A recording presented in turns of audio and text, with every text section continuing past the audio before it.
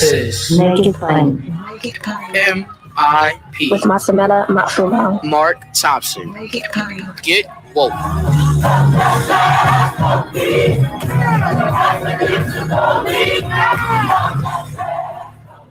All right, folks. It is Thursday. You know what that means? Our regular segment with founder of Daily Kos, the co-founder of Civiqs Research, as we are awaiting the final counts, the final declaration, the final projections. And it may be a little while longer, but things are looking very interesting, looking better every minute for Joe Biden. Of course, here with us for Thursday Kos is the person for whom the website and the segment are named, Markos Moulitsas. Hey man, how you feeling? I slept last night, so that was a big improvement Right. over Tuesday. It's funny, as the segment started, I was just seeing the latest numbers from Georgia. There was a batch of votes came in from Harris County, Georgia. So it's like, you can't even take 10 minutes to say a camera, say, hey, what's up? Because these results are coming, and the situation is changing minute by minute, it seems. Rapidly. So Biden's pretty much got this, right? Yeah, the presidential election is over by any measure other than let's finish counting the votes and let's certify it and make sure that what we expect to happen actually does happen. And I don't think that's a bad thing. I think we should, as long as Trump has a mathematical chance of winning in places like Arizona and in Nevada, that it makes sense to just give it a few extra hours, maybe a day or two, to make sure those votes are counted. But we know, given trends, what's outstanding, all those things, we know that Biden is going to win Nevada, Pennsylvania, and we're pretty confident Georgia is going in that direction. It looks better and better by the minute. And Arizona's the wild card, actually. Arizona should not have been called on election night by Fox News, of all places, and the AP. There is still a chance that Trump may eke out a victory in Arizona. How? And there's no way to know. What happened is that the remaining votes were early votes that were either cast at the last minute or were actually walked in and dropped off at boxes on election day. Those votes are heavily Republican. Democrats voted early. So the later the count goes, the more Republican they become. And we've been watching these drops come in from various counties in Arizona, hoping that trend that trend doesn't continue. It has. So we are at a point right now. Last I saw, again, things change minute by minute, it seems. But last time I looked, about an hour ago, Trump needed to win the outstanding votes by about a 60-40 margin to win Arizona. He was winning them around 58%. That's how close. Now, it doesn't mean that the remaining ballots will continue at that pace. We don't know. This isn't like a traditional election where we can look at, all that's outstanding is Philly. Like, okay, right. we're going to win that. In Arizona, these ballots they're from Arizona's only chopped up into about 5 counties. I mean, so that alone right there, you have greater diversity within the counties. You have, you may have Phoenix proper, then the suburbs, and then some exurbs, all of them represented in a single county. So we actually don't know where those votes are coming from, number one. And then number two, there's so many different dynamics, given that this is the first vote by mail election and the pandemic and Trump telling people not to vote early. There's so many different questions that it is sort of impossible to say, yeah, these votes will be more Republican or these votes will be more Democrat. And that uncertainty means that I think a state like Arizona cannot be called. Now, that's different in Nevada because while the vote numbers in Nevada are close right now, I think it's 12,000 vote Biden lead, there's about 120,000 votes outstanding, 90% of them in extremely Democratic Clark County, That is the county of Vegas. So there's a real chance that while it is close today, it may be 100,000 vote Biden victory when all of that is counted. Like there's just no path for Trump. And if they called Nevada for, I would call Nevada for Biden at this point, given what's outstanding. There's no real hurry. I think news organizations can wait, but that one I'm not worried about. I'm not worried about Pennsylvania. I'm not worried about Georgia because we don't need it. It would be nice. And we have 2 runoffs in the Senate elections going into January. So that's kind of exciting. Control for Senate will. Is that guaranteed? Ossoff's runoff are we solid with that? We're at solid. We're pretty solid. I mean, Okay. Right now, Purdue is under 50% by about that much, not by a lot, but all the votes that are left are all in the either Savannah or in Metro Atlanta, and that margin is closing. And at this point, I think we're pretty sure that Biden is going to win Georgia, and he's already, these votes are just getting more Democratic as we go. So there's really little chance for Purdue to find any place to get some votes and get back above 50%. So that's going to be epic. It will be epic. And we should all sort of get ready for this major battle in Georgia. But what it does mean is that at the presidential level, we all want that call that says Joe Biden's officially president-elect. But people are counting. And at this point, there's not a lot of reason for news organizations to make calls and potentially have egg in their face or get people pissed off when the vote is what's going to decide who wins anyway. And we're going to know that within the next day or two. All right. Hopefully we will. Besides, I think as a society, people have been misled for years into thinking that everything was always decided on election night. These processes are not new. They've always done this. Yeah. It's just that most elections were decisive enough on election night. This period didn't make a difference. But, for example, even as these numbers are being counted now, with some of these states you've even been through, they've still got a few more days, maybe even to next week, to kind of do a little housekeeping on what is coming in. And I think that I know at least one of them, maybe it was Pennsylvania. I think they've got even a little more time. But still, it's a strong possibility. We'll know what the numbers look like, and then a decision will be made. But why doesn't it feel, I guess it's just not official yet. Why does it still not feel like victory? Yeah. And as you answer that, I got a confidential message from someone both you and I respect greatly in media. I'm not going to mention the person's name, but even in the industry, this person was complaining that the mainstream seems to want to keep Trump alive, the mainstream media. One, they're terrified because he went off on Fox News for declaring Arizona. Mm-hmm. And they don't want to be put in that boat. But there's still something they get out of the drama. It's more here. He can still do something. And, especially, and this is not anybody from CNN, but especially CNN. I mean, CNN is still kind of acting like this thing is up in the air.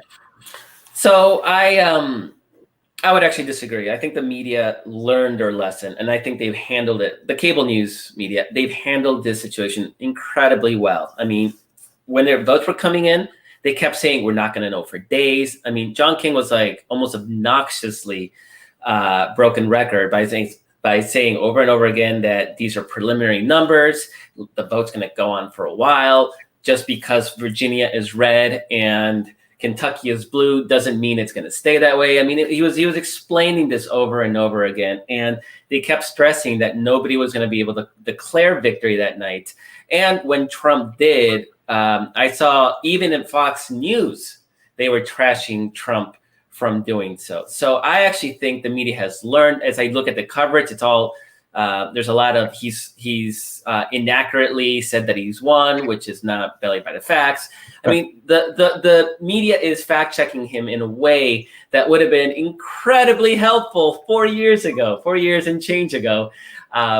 Better late than never. But I actually don't have much to criticize the media for. And even the coverage of those stupid, silly rallies, you know, that these MAGA people are doing, like count the votes if you're in Arizona, and don't count the votes if you're in Michigan.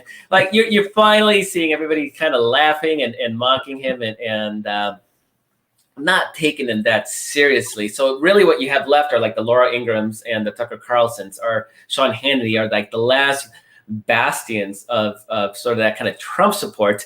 And that's really, that's not going to sustain a major push. And you can see that. I don't see a lot of energy behind Trump's efforts to claim that this was a stolen election.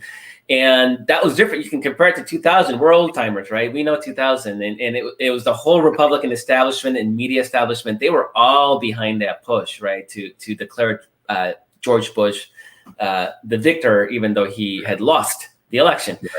You're not seeing that right now. And in fact, you're seeing Trump roll out like the D team, the D legal team. I mean, Pam Bondi and Rudy Giuliani. He's not exactly pulling out the big guns. So I actually don't think that the media is overplaying the situation. Now, are they being cautious in those calls? Yeah. I don't see. And you know me, Mark. I'm a partisan. I'm following these numbers, these results. I don't see anything wrong in holding off those calls at this point. I'm pretty sure that Biden is going to win those states, but there's a mathematical possibility that he won't. And so I don't think, in general, that news networks should be making calls in states as long as a candidate has a reasonable possible chance to turn it around. So in Nevada, most of the votes are coming from Clark County. It's pretty almost, I'd say 99% sure that Joe Biden's going to win. There's that 1% chance that something funky may be present in those votes. And I think that's reason to sort of pause and just wait for more of those votes to come in to just make 100% sure, at least make it so it's mathematically impossible. And the irony of the night was that Fox News really kneecapped the Trump campaign by calling Arizona when they really should not have called Arizona. It was not a good call. As we're seeing now, there's actually a real chance that Trump may win the state.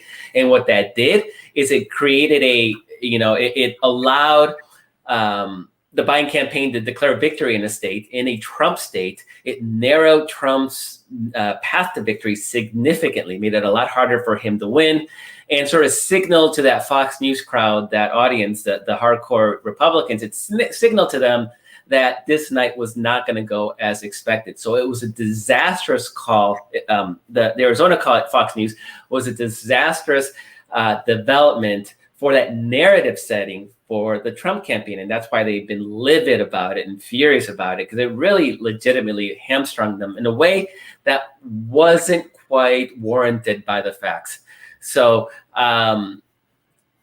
but your original question, Mark, was, why doesn't it feel like we've won, basically, right? And it's because the way these votes have been counted means that our votes, the Democratic votes, are being counted 2 days after the election, right? I mean, imagine if on election night, Michigan would have been called. It's a 3-point victory for Joe Biden, just the way that Florida was a 3-point victory for Donald Trump.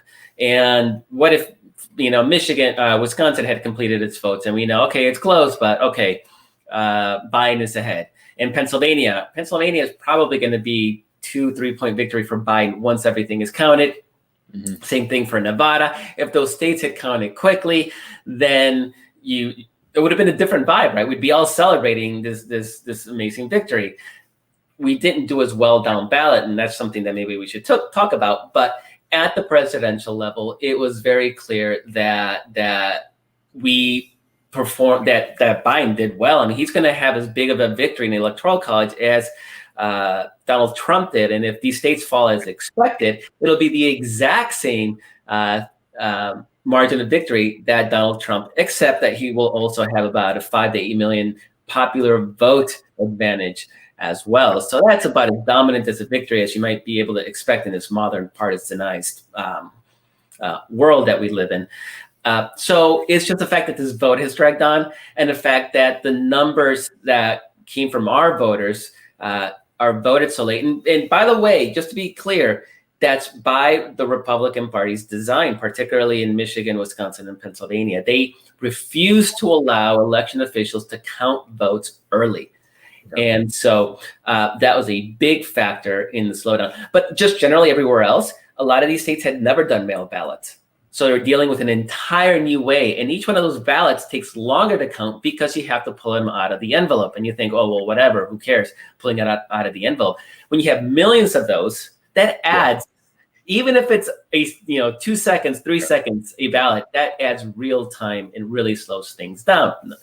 2 is you have record turnout. I mean, the turnout, we as far as we know so far, we had to go back, I think, 120 years for a year where there was higher turnout in an American presidential election. That's the kind of record turnout. Of course, you're going to overwhelm these election offices, especially since, once again, Republicans have underfunded them for the obvious reasons. So that's what made some of these states sort of drag out, particularly the ones where the vote count is tighter. And then in Pennsylvania, the Republicans actively sabotaged the election officials to create this specific environment. They actually saw that they were losing, which they are. And so what they tried to do is they tried to cut off the vote or cut off voting when Trump would have the lead, and then try to claim on Wednesday and Thursday, go to the courts and say, stop the count. And you literally saw that play out. And the reason we knew this was happening is because Donald Trump told us this was happening. I mean, this is, Trump cannot keep his sort of dastardly schemes private.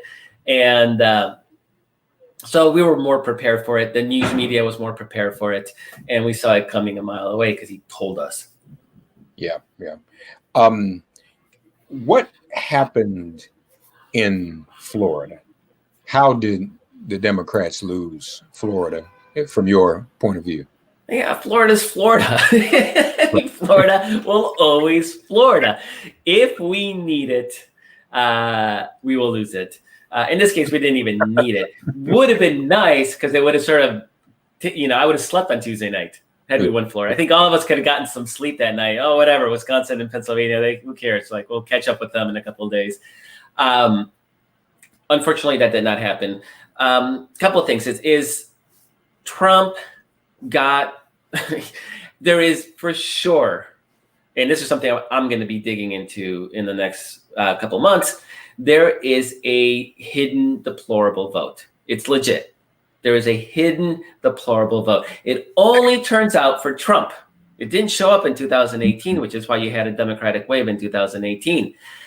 But it showed up in 2016 and 18 and 20, and you see it because Trump overperformed the polling dramatically, and he did it. In 2016 we thought, oh, okay, it was just education, like you adjust for education, and that helped become helped pollsters be very accurate in 2018. And everybody's screaming at the pollsters right now. The pollsters nailed it in 2018, and it won't be so bad this year once the final results are tallied. What it did do is it undercounted the number of votes that Donald Trump got. And when it all is said and done, and this is absolutely devastating, we're going to find that about 10 million more Americans voted for Donald Trump this year than did in 2016.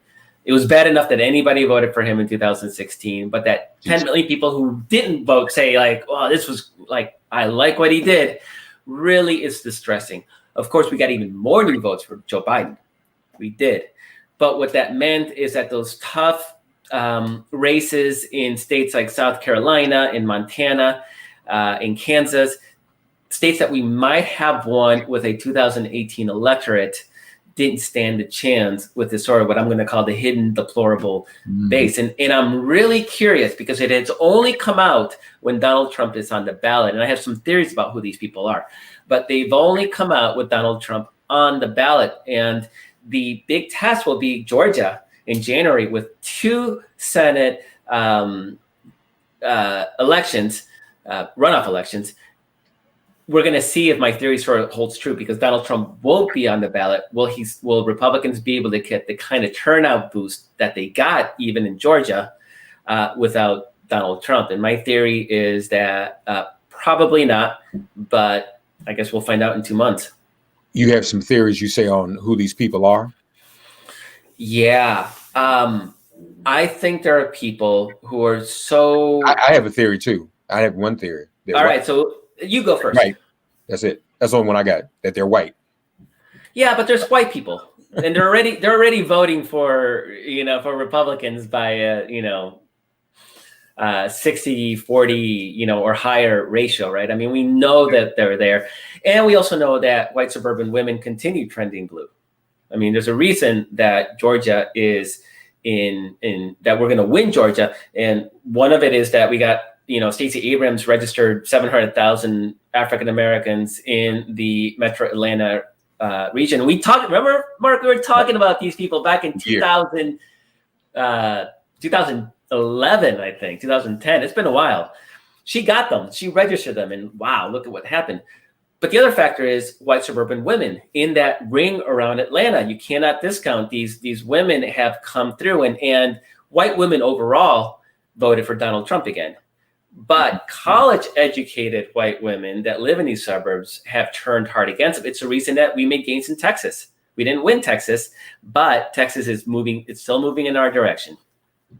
So these changes happen. So my theory is that there's a subset of white men who are so economically devastated, right? This is like meth country, that they have lost all respect for any institution. They don't think anything can help them, and so their mentality is destructive, right? You see this in the MAGA people with their their big trucks and their rallies and middle fingers to liberals, and they like that Donald Trump is destroying norms and institutions, because it sort of feeds that destructive rage that they have. These are the incels, the gun freaks, the militias. These people are not answering polls.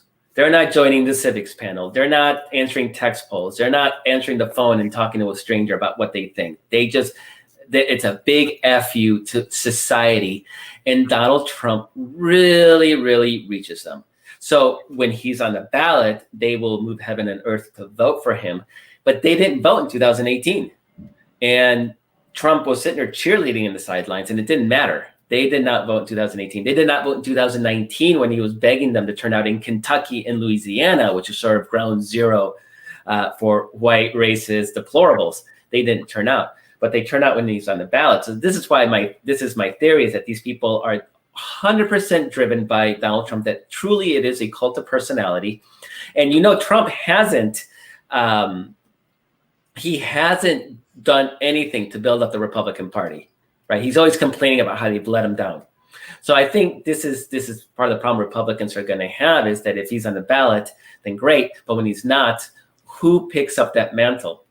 And so that's not going to happen in Georgia. And I don't even see him. He's not going to campaign for those Republicans. He doesn't give a F. Yeah, right. So will those Republicans turn out again? That's a big question. And if they do, it's going to be a dogfight, right? It's going to be a dogfight. If they don't, then we'll win more easily.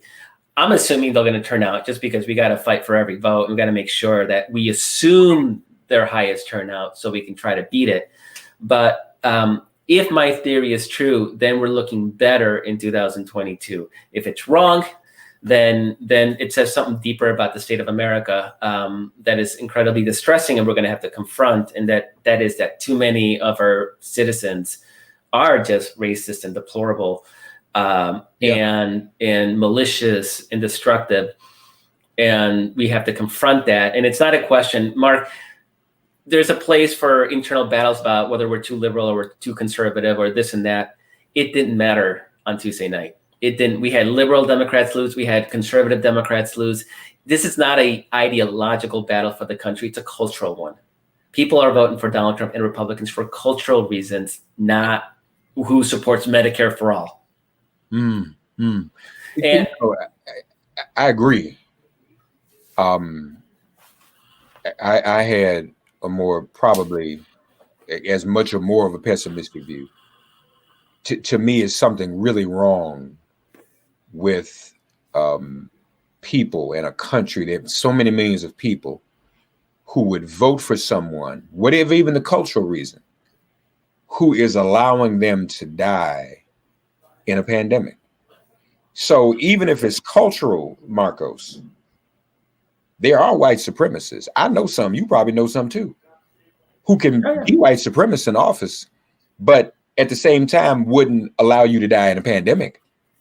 I mean, at least pick the white supremacist dude who's not killing you too in a pandemic.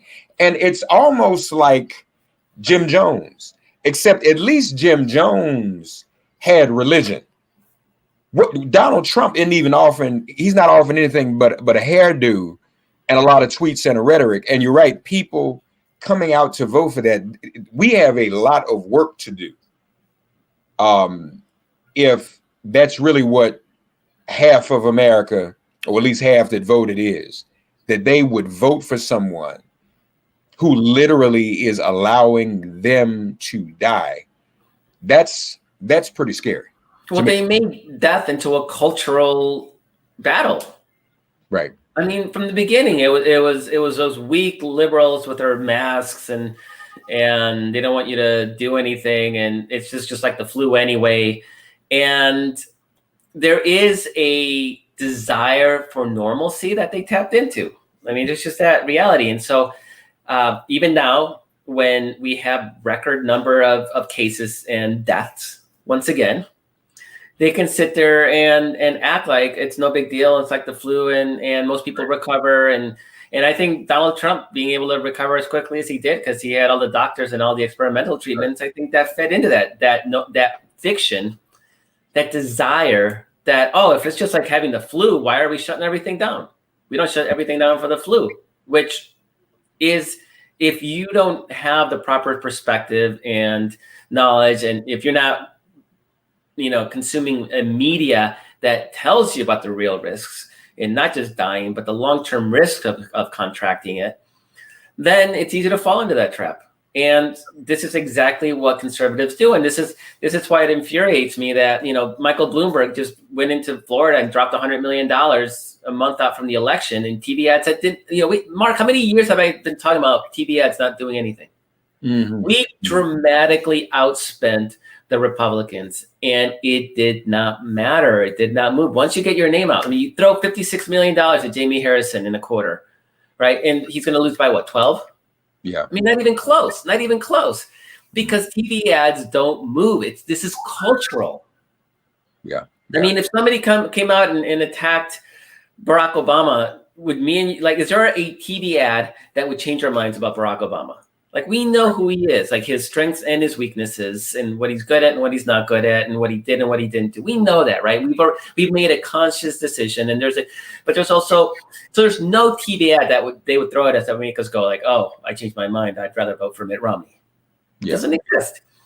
Right. And so Bloomberg coming in and spending $100 million, but he didn't spend them on Spanish language media. He didn't spend them on black newspapers, right? He spent them on frickin' the same BS TV, on the same ads that everybody can just discount because it's not persuasive. If I was a billionaire, first of all, I would start a chain of Latino newspapers in any market that wasn't already served, and I would heavily promote liberal values. I mean, everybody talks about Fox News. I think Sinclair is actually the bigger danger. They bought up all these local TV stations, and they insert that conservative BS into the nightly newscasts. Yeah. Which is more insidious than anything. And so I would buy up Spanish language newspapers. I would create them where they don't exist. I would fund black media, black newspapers, black radio, and use that as an opportunity again to really promote and push liberal values and just reality. I mean, reality's got a liberal bias, right? As Stephen Colbert said. Then I would work on ways to expand our reach like a Sinclair. And you have Michael Bloomberg, who has a whole media empire. He could flip it like that overnight, right? And turn it into Fox News alternative, but he won't. Right. He'll $100 million on nothing. And the thing is that we begged for that. There were not, Black-owned media ad buys to the extent that they should have been, Spanish language ad buys. And yet, once again, it's the African-American electorate that, in this instance, once again, that has saved the Democratic Party. Philadelphia, Atlanta. I mean, that's where the density of the Black population has been. The Latino electorate obviously making a difference in Nevada and Arizona. It's interesting. Florida is a little bit different. But let me ask you this, though. Are any of these exit polls, particularly Edison, can they be accurate? How can you exit poll when 100 million people voted absentee? Because they're saying the support from Black women doubled for Trump. I don't believe that at all for 1 minute. They're saying 55% of white women voted for Trump, even more than 2016. That can't be true, can it? Oh, no. That's the answer, right? So one thing about exit polls is that they will be tweaked to match actual voter turnout, and they will be matched up to some data files to try to get a better accurate read on the election. So what you see on election night or what you even see on CNN right now isn't the actual final exit polls. They will be adjusted over time. The census does an American survey every year, and they're going to ask voters what they thought on various numbers of issues. That is actually a pretty good measure of actual. That's going to be a more accurate measure when you're asking millions of people these questions, as opposed to a statistical sample. But yeah, I'm little more reticent about the exit polls than I had been in the past, not just because it's a poll, but also because this was a weird election where most people voted by mail. So there's some vote, day of vote exit polling, and then there's some phone polling of people who already voted. And did they get that mix right the first time that we've had this kind of election, and so many different rules in so many different states? Not an easy undertaking. I don't envy Edison having to do it. I would be a little more cautious this year than most even. That said, we know that Trump made gains in Latinos, at least in Florida, because of the Cuban vote and the Cuban-Venezuelan vote came in very strong for Trump. They bought into the whole socialism thing. It sort of really triggered a sort of personal historical story. Right. And they did that successfully. He also did well in the border counties in Texas, which is absolutely mind-boggling. Not a lot of people live in those places. Not a lot of people live in them. Not a lot of people vote. So when you look at the vote totals, they're actually minimal, but they did flip to Donald Trump. That presents us a double whammy. Is one, we got to really figure out how to turn up our vote there, and two is make sure that any gains that Republicans did are rolled back. And I have stories about Texas where people would say, like, we're going to go into Texas, and I'd say, oh, where? And they'd say Houston, Dallas, and Austin, and maybe San Antonio. And nobody was looking at El Paso. Nobody was looking at those border counties. And and I'd say, well, why wouldn't you go there? Right? That's literally where we're weak. And there was no answer, right? It's like, well, we'll hope to expand to the, down there eventually. It's like, it's just your way of saying we're not going to do it. It's because they don't know anybody down there. They don't know the markets. They don't have anybody in staff that knows how to speak that language. Mark, have you ever talked to Chuck Rocha by any chance? No. All right, so I'm going to connect you to Chuck Rocha. Chuck Rocha did Latino outreach for Bernie Sanders this cycle. And if you look at Bernie's Latino support in 2016 and what he got this time, night and day. And he can talk to you. He's from Texas, and he can talk to you about those border counties and how little. And he'll say he had a Latino super PAC focused on messaging to Latino voters. And he'll talk to you about the billions of dollars that were spent by Democrats overall in the campaign cycle. And you know how much the two Latino super PACs raised all cycle? $10 million. Wow. $10 million. Which for a part of the electorate, then in some of these states is 30 to 50% in Texas and in Florida, Arizona, Nevada. So there is a real, I'm hoping, particularly since we won, so it's a little less stress, but I'm hoping that these Democratic groups look at this and realize, holy crap, like we can't be losing the Texas border counties to Trump. That's insane. Why would the Latinos in the border counties vote for Trump? I get Cuba and Venezuela, but I don't get the borders. I mean, a lot of it is men. There's a growing theory that rural Latinos may be different than urban Latinos, and there is definitely something in political science in the data that the closer we are to other people, the more liberal we become. I mean, if you live in a city and you're white, you are, you're going to be very democratic, as opposed to that white person out in the rural areas, which is going to be, 10% democratic. And there may be a similar sort of similar dynamic at play, even with Latinos. Now, remember, generally, overall, Democrats won the Latino vote, right? Even in Texas. So this is not a question. This is about eating into those margins. And if we're going to turn Texas blue, we can't be letting them eat into our margins with Latino voters. In fact, it should be going the other way. Like Latinos should be voting like the black vote. Like it should be solidly. I mean, the Republican Party is a racist party. What the hell are you doing, giving them any base of support? But I think a lot of it too is there's another theory, and we've talked about this. Is Obama presided over record deportations, right? It's just Obama was not great for the Latino community. He also promised immigration reform, and it never delivered. And yeah, you can blame Congress, but that was that's after the first 2 years. He did nothing the first 2 years to naturalize Latino undocumented immigrants. So there's a latent distrust of Biden. And there was in the primary, this was big deal in Latino media, a Democrat, a liberal Latino, basically asked Biden at an event why he asked him about that Obama's record on those deportations, and Biden literally said, "If that's what you think, then vote for Donald Trump." That literally is what Joe Biden said. If you question me on immigration, vote for Donald Trump. And that got a lot of play. And not just a lot of play in Latino media, but of course, Republicans ran with it, right? Of course they did. Yeah. I mean, that was a gift.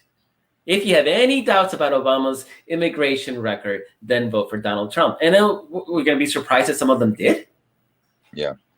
So you have to, and it's surprising because Biden's strength as a human being, as a politician, he has so much empathy. Like, I mean, it really shines through, but that's one place where he's never had that warmth with the Latino community. He has it with the Black community, right? Clearly, like he is so comfortable and at home in it. He does not feel that way in the Latino community. And I think that was a big, that hurt us in the end. And I think Biden's not the person to rebuild that, but this is where starting to elevate some other Latino superstars is going to be incredibly helpful in sort of repairing what I think is actual damage into moving Latinos into a more, and I'm not talking about the Cubans, like, I mean, kind of lost cause, but I'm talking about definitely Mexican Americans.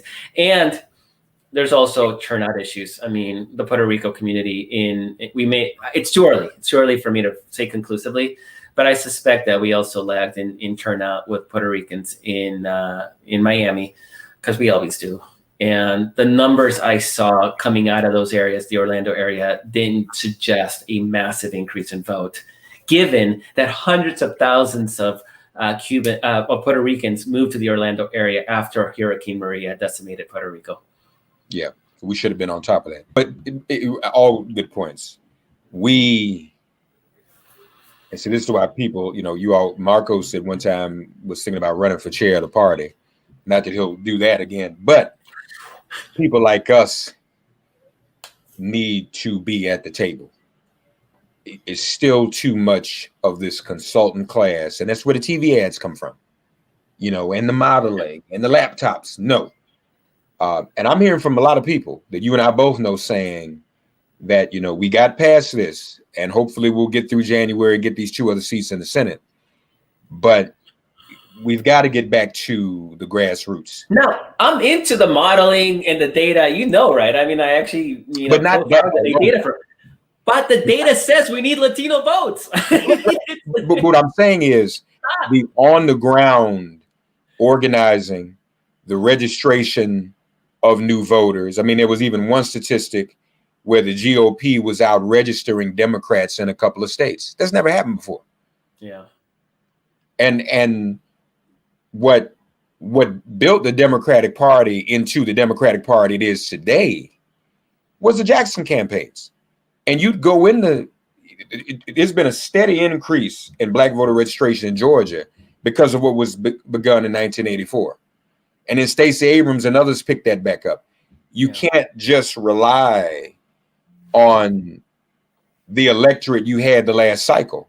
You've got to keep getting newer ones. Yeah, and Mark, if you want to, I mean, the good news is Joe Biden's going to be president. We're going to pick up seats in the Senate, and hopefully enough to, at least get that 50-50 majority in the Senate still in play. We kept control of the House. We lost seats. We kept control. I thought we were going to gain. We lost seats. Here's the bad news.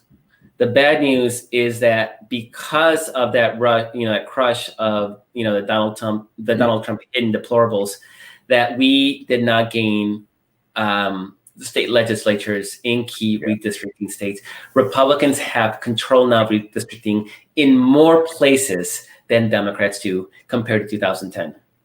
So this map that we finally got a majority, even though Republicans wrote those maps, now Republicans can come in and rejigger everything to dilute Democratic districts once again. So we are pretty screwed in state redistricting and U.S. House redistricting.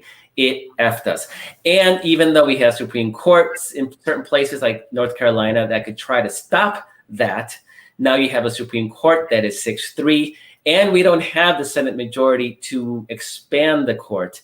So we are at the mercy of that 6-3 court, at least until 2022, where we have a pretty good Senate map. We have some opportunities to make gains again, but at least for the next few years, things are going to be pretty bleak. So this is what happens when we don't win these down ballot races. And I'm not going to say in Texas, the Latino vote hurt us there for sure. It absolutely prevented us from winning the state legislature.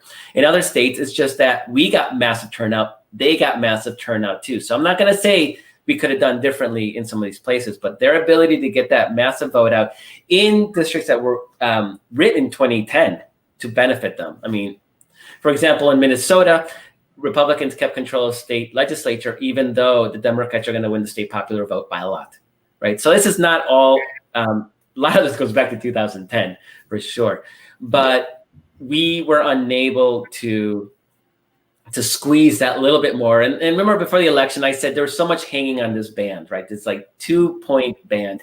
If we're on this side of it, things, maybe we'll have a good night. And we had a good night. Had we had 2 more points, we would have had the best night ever. And we didn't get the best night ever. We got a good night. And that worked at the presidential level. It worked at, maybe at the Senate level. It actually hurt us down lower in the ballot. And so things are going to be rough the next couple of years. I mean, I was hoping we'd have a space to talk about great ideas and great infrastructure projects and stimulus and expanding the court and statehood for DC and Puerto Rico. And Puerto Rico voted for statehood. And there was a moment, there was a chance for us to actually get something accomplished. And right now it's just going to be holding the line and trying to do as much as we can via executive orders, because now we're hearing that Mitch McConnell won't even allow votes on 2 liberal cabinet members, right? So he's already talking about how he's going to sabotage. So winning the Georgia special election is going to be incredibly, incredibly important. So much is going to be riding on that. We need to win those 2 seats. And there's no reason why we shouldn't be able to do that. It's one state. We treat it like a national election. Biden's going to win the state. Yeah, Biden is going to win the state. This is a winnable state. Yeah, so I'm saying, me and you might need to move to Georgia for a few weeks. Man, if I didn't have my kids that I have custody over, like I think I'd be moving to Georgia for a while. Bring them with you. No, really, man. Some of us, I'm already talking to people. Some of us might just have to go to Georgia. We cannot blow this. Mark, if you can go to Georgia, go to Georgia. Anybody that can go to Georgia, you have a place to crash, go to Georgia, because everything is riding on Georgia. And this is a moment, I gotta say, I hate that so much is riding on Georgia, but the other part of me says, this is what I've been living for, like the last 4 or 5 cycles, right? It's this knowing that Georgia was a purple to blue state and not seeing it vote that way. It's the same in Texas. It's the same. It was the same in Arizona. It will be the same in Mississippi. Once we can lock down Georgia and we can lock down Texas and Arizona, like Mississippi is like my next sort of obsessive project. These are states that if people voted at the rates that demographically they do, should be purple to blue states. And so Georgia is everything. And you know what? I think it's important for Biden to win, even if, we're going to have the runoffs no matter what at this point. I think Georgia Democratic voters need to see that their votes actually can change things. Right. Because in 2018, the message was they're going to suppress us into losing no matter what. Right. And Stacey Abrams said, like, okay, you did suppress us this time, but I'm going to work so hard to overcome that suppression. And Stacey Abrams is running for governor, right? Like, she never stopped running for governor. So that's in 2022. We got an important governor's race there too. But I think those Democrats need to see, like, if Biden wins, they can finally, I think that validation will be absolutely so empowering that itself may be enough to sort of propel these 2 Senate candidates to victory in January. Because it's a weird time to have an election. And this is on purpose, right? Because this law was designed for voter suppression. Ironically, it's hurting them in the Purdue race, right? Because you could have won normally in a normal election, but this is designed for voter suppression. It kept people like Raphael Warnock from winning the general election, because in the normal election, he maybe gets 46%. Then you have this runoff in a low turnout period of time, like January 3rd, I think, is the election. It's actually it's designed to keep people from voting so that white people can keep those seats. Yeah, that's exactly what it's about.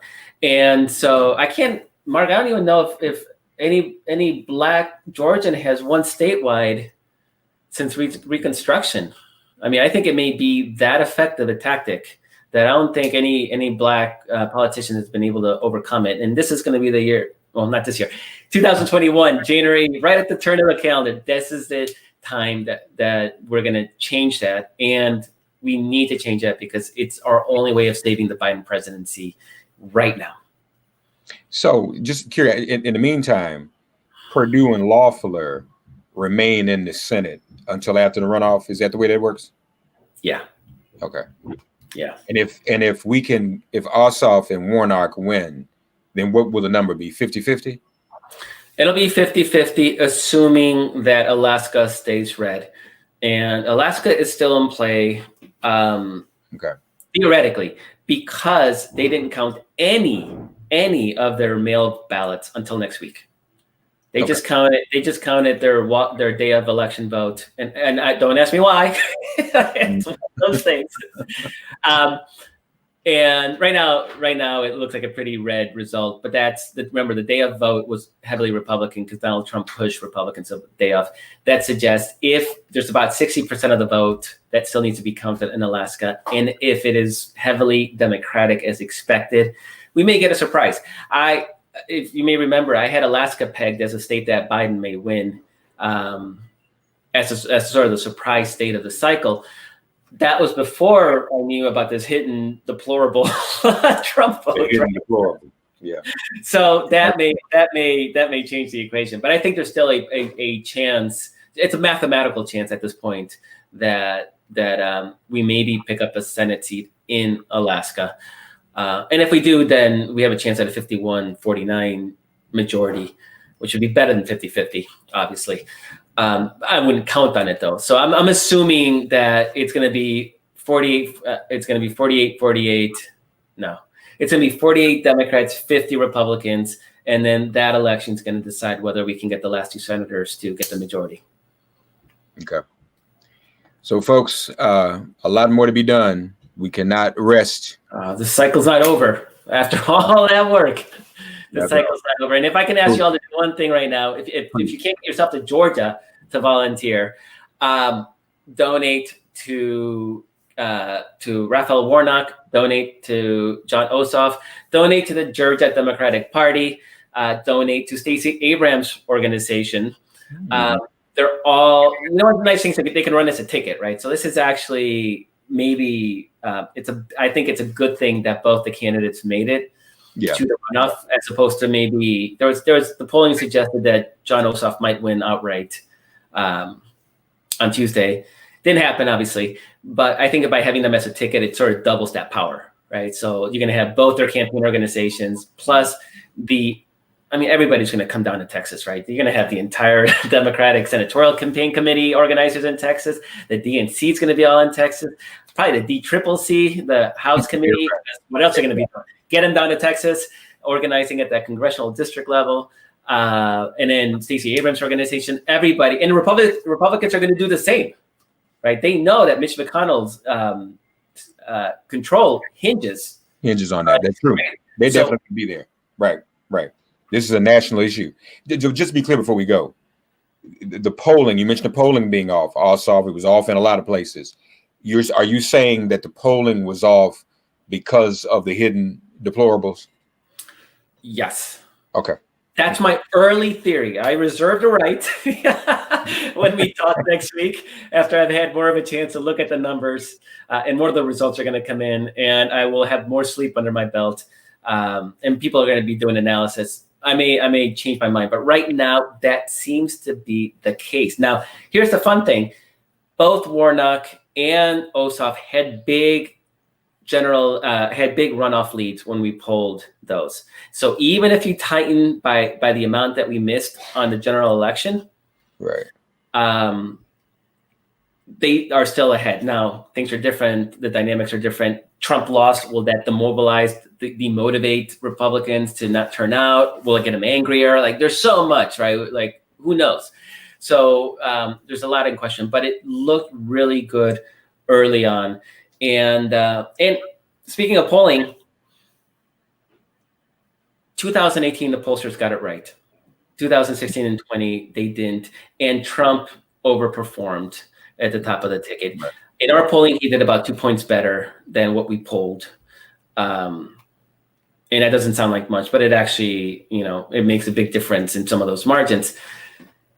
That is, the question is, are they going to be able to get that turnout? Is January 3rd going to be like the 2018 election where the pollsters really got a good read on it? Or is it going to be like 16 and 20 when Trump skewed it? Because Trump is a phenomenon. He is a phenomenon. He can consistently overperform what polling that should otherwise work. He breaks it because he gets these hidden deplorables out. Yeah. DailyKos.com, Civiqs with a Q, and Civiqs is going to stays up and running year round. So check it out. Yeah. And if you want to be a part of the sample too, check it out. Civiqs with a Q.com. That's Thursday Coast for today, folks. Next time we chat, maybe the presidential election will be fully resolved, but we'll see. That's still we're gonna have Trump here on the sideline screaming about it, but right. But the word is that he's gonna announce he's running again for 2024. So you think he's really gonna do that? You think he'll really do that?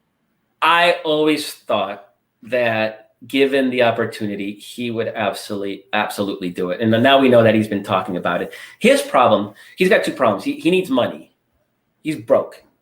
And so if he has a campaign, he can keep the grift going, right? He can keep charging all those hotel rooms at Mar-a-Lago. He can charge that all to the campaign. That's so true. GOP donors can keep just funding his lifestyle. So he needs to keep that grift going. The other option would be to start a media organization, but has he ever surrounded himself with anybody that knows what they're doing? I mean, literally, like, he bankrupted a casino because he put Ivana in charge. Yeah. The casino opened up, the slot machines didn't work. Like, that's his record, because he doesn't want people around him to actually know what they're doing. He wants people that are psychophants. And he's not going to put smart people to run it and him stay out of it. He's got to get in and muck it up. So you're right. Yep. Yeah, somebody might actually write a good article about somebody. He got pissed off at Fosse when people started writing good articles about Fosse. Like, nobody gets a spotlight in his world. So I don't think that's going to happen. Now, of course, the problem he has is that he's going to spend the next 4 years fending off all sorts of lawsuits and investigations, and he can't part himself out of it because a lot of it, it's all coming out of, not a lot of it, a lot of it is coming out of New York, where he can't protect himself with he might be in jail in 4 years. Right. So that's another. Won't he be 80 years old? Yeah, I mean, he don't care about that. Yeah, so he might not even be alive. There's that piece because he's not a healthy individual. And then let's not forget that he owes $400 million that he is personally liable, that he's personally guaranteed. And he doesn't have that money. It just doesn't exist. So I think there's a non-zero chance that he's in Russia or Saudi Arabia declaring political asylum within the next 5 months because he doesn't want to pay his debts and he doesn't want to face the music and all those legal challenges. So he ain't going to be running for president if if he's hiding out in Saudi Arabia. So it's actually, I'm looking forward to the day where I can look about news with Donald Trump and it's like, it's funny and it's invigorating and it's, oh, where's he hiding to, or who's suing him now, or what lawsuit did he lose, as opposed to how many more kids has he put in jail and all the other horrible things that he's done. Yeah. Markos Moulitsas, dailycoast.com. We'll talk next week. Markos. Always a pleasure. Thank you. And I'm so glad. Mark, at what point did you think that Joe Biden was going to lose? Because I did. There was that point. Florida goes. Yeah. And I thought, here we go again. And I was like, I can't do it. I can't go through 4 more years of this. Yeah. And that's why I couldn't sleep that night. And that's why it was 2:00 my time when Milwaukee came in Wisconsin and it flipped. Yeah. Never fully gave up, but I was with bated breath all night, just watching. I couldn't give up, but I was like tormented, with anxiety. And if Wisconsin hadn't done what it had done, I mean, I just don't know. Yeah. And this country would not survive. But again, my focus was still so much on the despair of knowing that we live in a country where that many people would vote for someone like that. Something's wrong with us, Markos. Not just the existing 2016 voters, but the ones who decided to either vote for him or who hadn't voted, which may be about 6 to 10 million new people that voted for him that hadn't even voted before, that looked at that and said, that's what I want to be part of. We have some serious work to do as a country to deal with that ingrained malevolent level of racial hostility, because that's what that was. And that's a disease worse than COVID, y'all. And that's and I will say, and I know there was no bigger partisan for Elizabeth Warren than me, and I never hid that. Right. I actually don't think anybody but Joe Biden could probably won Tuesday. I think you're right. Well, we kind of batted that around. I mean, it might take people talking about old white dude, but maybe you needed an old white dude against an old white dude in this climate. With Trump's ability to pull out this sort of hidden, deplorable vote, right? Because I don't Warren or Harris, God bless them, but just we didn't win by that much. And few points here and there, that map looks a lot different. And I know South Carolina Black community said we ain't taking no chances, and I think in the end they were right. But again, to be clear, though, these polls are still saying that the white women vote went up for him. Is that really? Do you believe that? I would not doubt it, because there is the white women in the suburbs absolutely shifted. Like, that's undoubted. There's no doubt about that, because we have seen that in the election results. There is no way that Democrats win Georgia without the massive shift. Cobb County, right? It's not a black county, it's a white county. Huge shifts in Democratic performance in places like Cobb. The suburbs of Dallas, the suburbs of Houston, they all moved dramatically. Even what's the county outside of Detroit? There's a county outside Detroit. Totally white. No, it's not Wayne. Yeah, Wayne. It's Wayne. Okay. I think Biden. I think he flipped Wayne. I think Wayne went in our direction. Right. No, Wayne is Detroit proper. I might be thinking of Oakland, but anyway, it's Oakland. Yeah, so that's it. Huge gains in the suburbs around Detroit, and even though the Milwaukee suburbs remain pretty red, they used to be blood red. So we're seeing shifts of 6 to 10 points in those counties. And given that that Biden only won Wisconsin by, I think, 30,000 votes in the end. I think it's about 22,000 votes is the final margin. That was those suburban white women, and not to take anything away from the numbers in Milwaukee, because Milwaukee came through big, right? So none of this is to say that the Black vote and the Latino vote weren't important, right?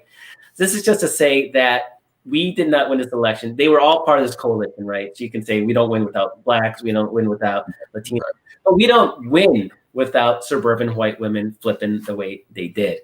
And because Trump ran up the margins even more in rural districts, right? Like he really squeezed out that hidden deplorable vote. So we needed to make it up elsewhere, and we did in the suburbs and in the cities. Is there enough hidden Trump deplorable white women? They exist because we've seen plenty of videos, right? We've seen all the Karens, right? All the Karens are all voting for Donald Trump. You just retweeted one this afternoon. I saw. Oh my God! She's a elections commissioner in Mississippi who was gotten in the face of a woman who was just waving a sign for her candidate. A Black woman wailed on her because she got all up in her face. Right. So those people exist. So I wouldn't be surprised if it was true. I also wouldn't be surprised that they adjust those numbers as they start aligning the exit polls with the actual election results. Right. And we have a good idea of who voted in states because of how much data plays into tracking votes and voters, individual voters. And just looking at the voter list, you can see who voted, because that's a public record. And then you can match that up with the demographic data that people have in the voter file, and you can get a good idea of who voted and how they voted. So I think we're going to have, within the next 3 to 6 months, we're going to have a much better view of those numbers than we do today out of what is just another poll. And not just another poll, Mark, like we talked about, a weird one, right? Because you have people who already voted, and then the people who voted day of, and so there's too many different ways to vote, and I don't think any pollster is really fully prepared to deal with that, particularly the first time it's happened. Yeah. Okay. Thursday Kos, Markos Moulitsas, Civics with a Q, dailykos.com. Thanks as always, buddy. Okay. Thank you. Talk to you next week. Bye-bye. All right, we'll talk next week.